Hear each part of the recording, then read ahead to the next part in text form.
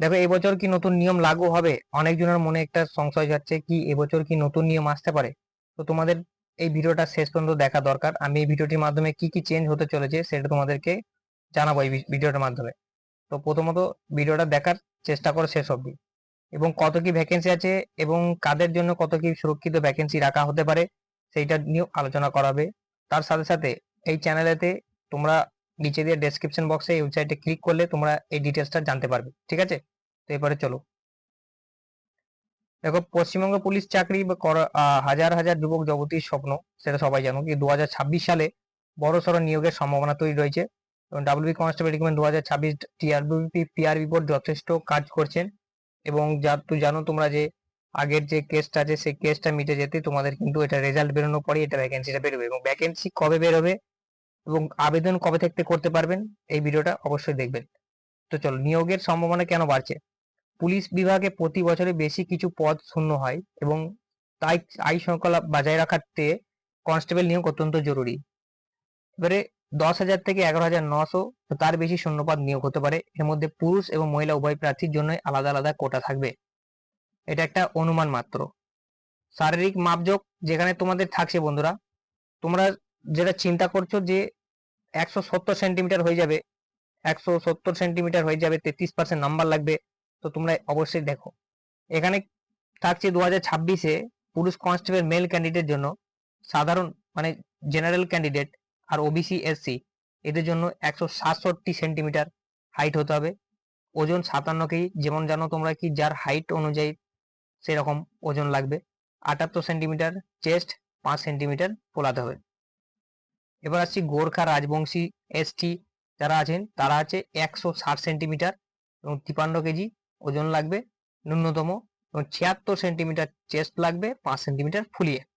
এবার আসছি মহিলা কনস্টেবল যেটা আছে, মহিলা কনস্টেবলের জন্য সাধারণ এবং ওবিসি এসসি 160 সেন্টিমিটার উচ্চতা, 49 কেজি ওজন লাগছে, প্রযোজ্য নেই কোনো চেস্টে।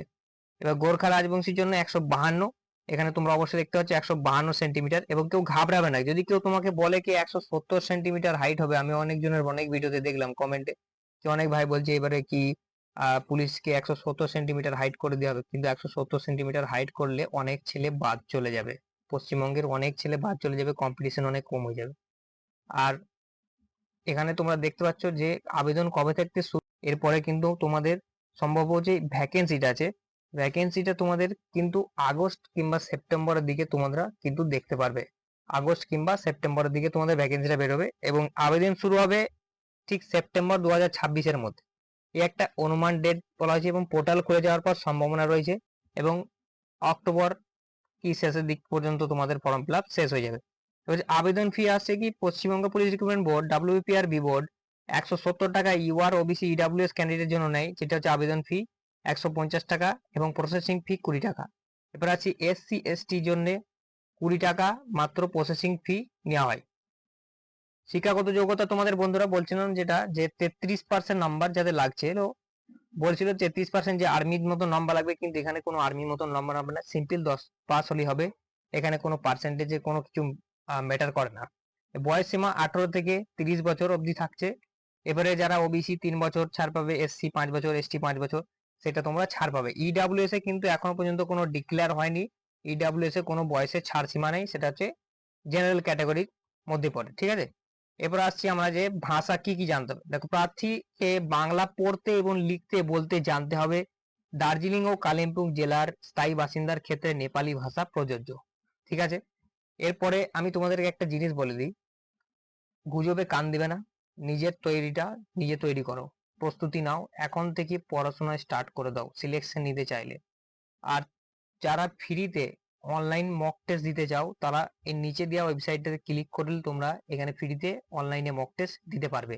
এবার দেখো এখানে আমরা একটা মক টেস্ট দিয়ে রেখেছি 25টা প্রশ্ন সাধারণ জ্ঞানের, যেটা হচ্ছে WB constable GK mock test 2026-এর জন্য। এটা হচ্ছে সেট নাম্বার 5টাকে সেট করা হয়েছে এবং এখানে মক টেস্ট জিকেতে যেগুলো আছে, জিকেতে আগের যে প্রিভিয়াস ইয়ার পেপার সেই পেপার অনুযায়ী জিকে সেটগুলোকে তৈরি করা হয়েছে। এরপরে তোমাদের কত স্কোর হচ্ছে সেটা অবশ্যই তোমরা এই কমেন্টে জানিয়ে যাবে ভিডিওটাতে, এবং এখানে ক্লিক করবে ওয়েবসাইটের নিচে দেওয়ার লিঙ্কে ক্লিক করলে ওয়েবসাইটটিতে আসবে। তো এই পেজটা ওপেন হওয়ার পর এখানে ক্লিক করবে, তো বন্ধুরা এখানে ক্লিক করার পর তোমাদের এখানে দেখা শো করবে ডাব্লিউবিকেপি কনস্টেবল জিকে মক টেস্ট 2026 গুরুত্বপূর্ণ 25টি প্রশ্ন সাধারণ জ্ঞান থেকে সেট নাম্বার 5। এখানে তোমাদের এখানে শো করবে থাম্বনেলটা এবং এখানে তোমাদের 10 মিনিট টাইম থাকছে। দেখো এখানে প্রশ্নগুলো এখানে দেখে নাও একবার এবং ডেট ওয়াইজ দেওয়া আছে যে কত তারিখে কোন পরীক্ষায় এসেছে এবং সেই প্রিভিয়াস বাছাই করা প্রশ্ন কিন্তু তোমরা এখানে পাচ্ছ এবং তোমার স্কোরটা অবশ্যই তোমরা এখানে সাবমিট যে বাটন আছে দেখবে এখানে 25টা প্রশ্ন পর সাবমিট করবে, সাবমিট করার পর তোমাদের স্কোর দেখাবে, সেই স্কোরটা তোমরা অবশ্যই কমেন্ট করে যাবে ভিডিওতে। এবং তোমরা এই চ্যানেলটিকে অবশ্যই সাবস্ক্রাইব করে রাখবে। ফ্রিতে 85টা প্রশ্নের মক টেস্ট এই চ্যানেলে করানো হবে। 85টা প্রশ্নের সপ্তাহে তোমরা এখানে একটা করে মক টেস্ট পাবে। তো বলে দিই, ডাব্লিউবি চাকরি করতে গেলে তোমাকে ডাব্লিউবি কনস্টেবল লেভেল পড়লে হবে না। WBCS prelims, WBP SI, KPSI, WBPSC, clerkship, miscellaneous, totally তোমাকে একটা বড় সড়ো লেভেলের এক্সামে তৈরি করতে হবে, তাহলে তোমরা কিন্তু ডাব্লিউপি কনস্টেবলে 50+ স্কোর করে আসতে পারবে বন্ধুরা।